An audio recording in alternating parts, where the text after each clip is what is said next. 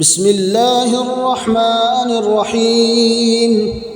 إذا وقعت الواقعة ليس لوقعتها كاذبة خافضة رافعة. إذا رجت الأرض رجا وبست الجبال بسا فكانت هباء منبسا. وكنتم أزواجا ثلاثة فأصحاب الميمنة ما أصحاب الميمنة وأصحاب المشأمة ما أصحاب المشأمة. والسابقون السابقون أولئك المقربون في جنات النعيم. ثلة من الأولين وقليل من الآخرين. على سرر موضونة متكئين عليها متقابلين.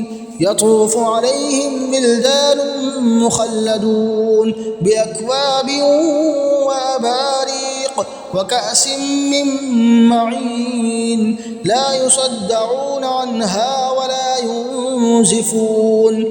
وفاكهة مما يتخيرون ولحم طير مما يشتهون. وحور عين كأمثال اللؤلؤ المكنون جزاء بما كانوا يعملون.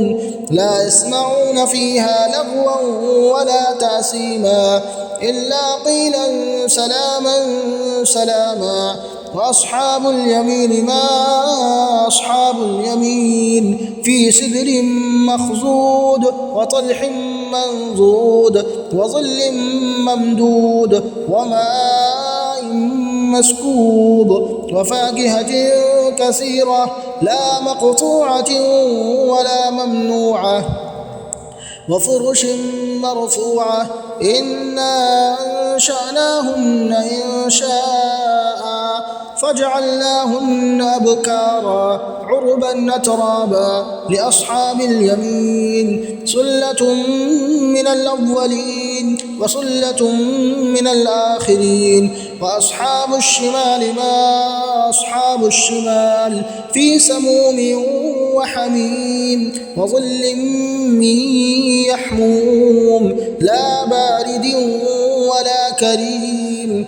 إنهم كانوا قبل ذلك مترفين وكانوا يصرون على الحنث العظيم. وكانوا يقولون أئذا متنا وكنا ترابا وعظاما أئنا لمبعوثون أو آباؤنا الأولون. قل إن الأولين والآخرين لمجموعون إلى ميقات يوم معلوم. ثم إنكم أيها الضالون المكذبون لآكلون من شجر من زقوم فمالئون منها البطون فشاربون عليه من الحميم فشاربون شرب الهيم. هذا نزلهم يوم الدين. نحن خلقناكم فلولا تصدقون. أفرأيتم ما تمنون أأنتم تخلقونه أم نحن الخالقون. نحن قدرنا بينكم الموت وما نحن بمسبوقين على أن نبدل أمثالكم وننشئكم فيما لا تعلمون. ولقد علمتم النشأة الأولى فلولا تذكرون. أفرأيتم ما تحرثون أأنتم تزرعونه أم نحن الزارعون. لو نشاء لجعلناه حطاما فظلتم تفكهون. إنا لمغرمون بل نحن محرومون. أفرأيتم الماء الذي تشربون أأنتم أنزلتموه من المزن أم نحن المنزلون. لو نشاء جعلناه أجاجا فلولا تشكرون. أفرأيتم النار التي تورون أأنتم أنشأتم شجرتها أم نحن المنشئون. نحن جعلناها تذكرة ومتاعا للمقوين فسبح باسم ربك العظيم فلا أقسم بمواقع